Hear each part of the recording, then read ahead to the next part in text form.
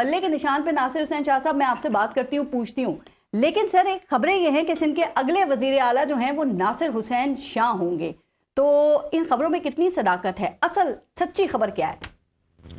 बिस्मिल्लाहिर्रहमानिर्रहीम, अल्लाहुम्मा सल्ली अला मोहम्मद व आले मोहम्मद। देखें, ये आपकी तो अपनी सोच है और जाहिर है मुस्बत सोच ही मैं सुन रहा हूँ आपके मुंह से अपने लिए, लेकिन ऐसा कोई भी वो नहीं है। ये लीडरशिप की मर्जी है और हमारे काफी सीनियर्स हैं जो मौजूद हैं। सर जरा क्लियर कीजिएगा, ये खबरें गलत हैं या खबरें गलत नहीं हैं?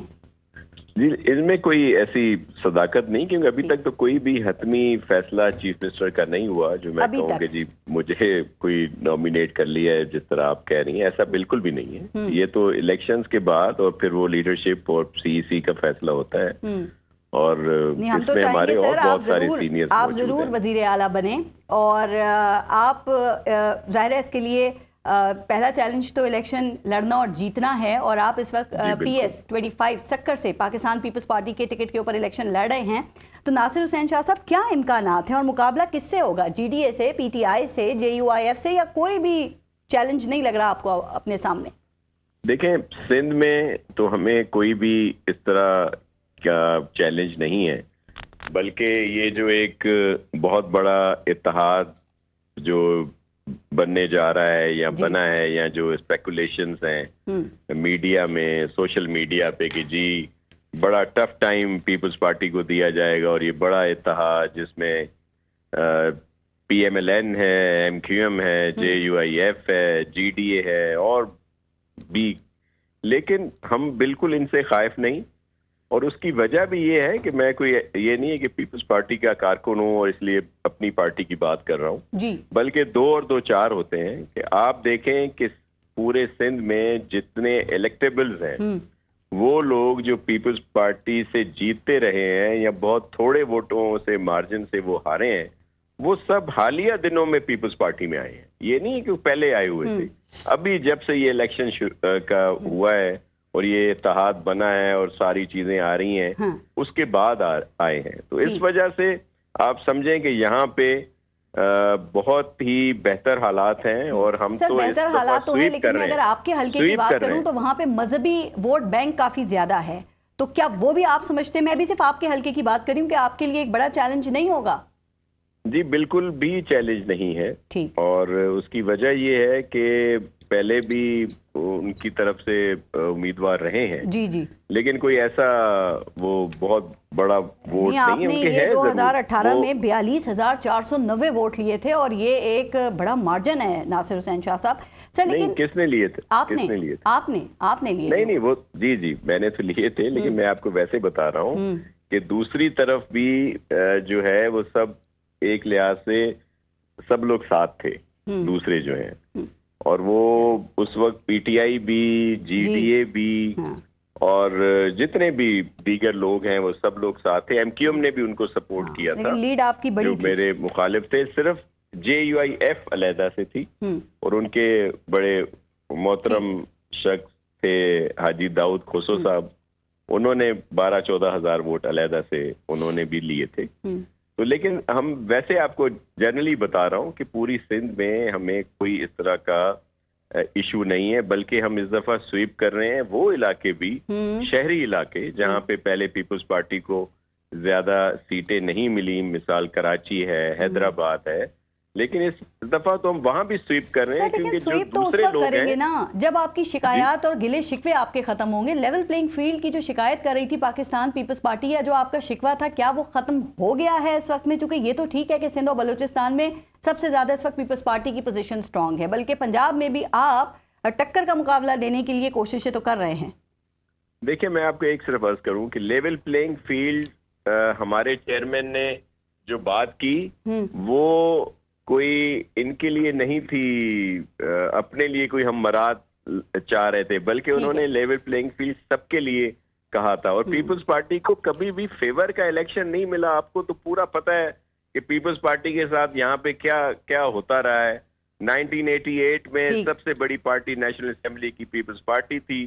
इवन पंजाब में भी सबसे ज्यादा नशिस्तें कौमी असेंबली में पीपल्स पार्टी की थी, लेकिन 2 दिन के बाद तब इलेक्शन होता था प्रोविंशियल का, वो नहीं दिया गया। लेकिन देखिए, इंतखाबी निशान वाला मामला तो पाकिस्तान पीपल्स पार्टी ने माजी में भुगता हुआ है ना, कि आपसे तलवार का निशान लेके और तीर का निशान दे दिया गया था और माजी में उसमें पीपल्स पार्टी भी जीतती रही। तो आप नहीं समझते कि इस मामले पे आपको पाकिस्तान तहरीक इंसाफ को सपोर्ट करना चाहिए, और आप समझते हैं कि इनको बल्ले का निशान जो है वो मिलना चाहिए?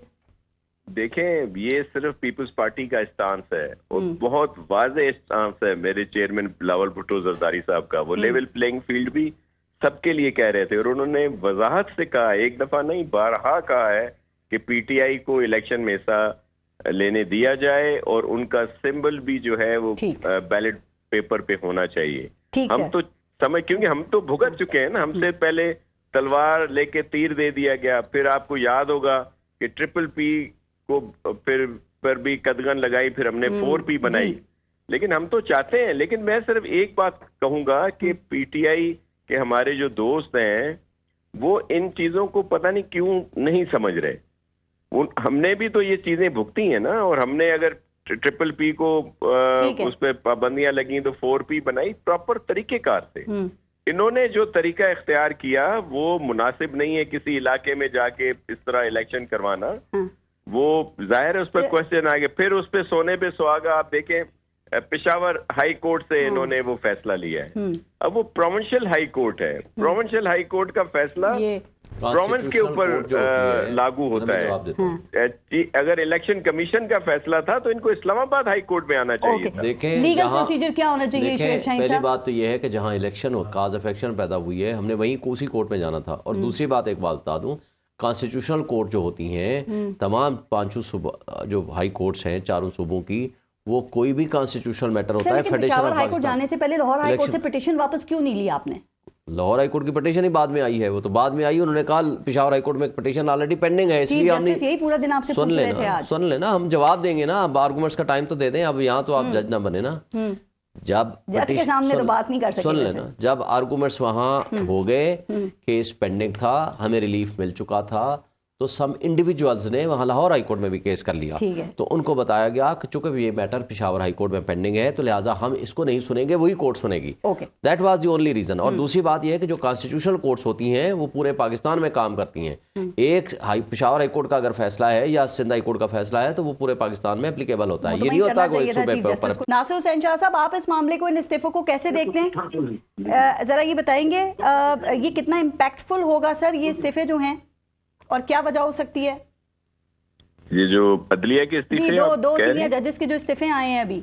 जी देखें, ये इस्तीफे जो हैं ये तो खुद को मैं वैसे बहुत एहतराम करता हूँ जुडिशरी का, जस्टिस साहिबान का, लेकिन ये तो अभी जो बात सामने आ रही है कि दोनों फेस करने की वजह से दोनों ने रिजाइन किया है जी।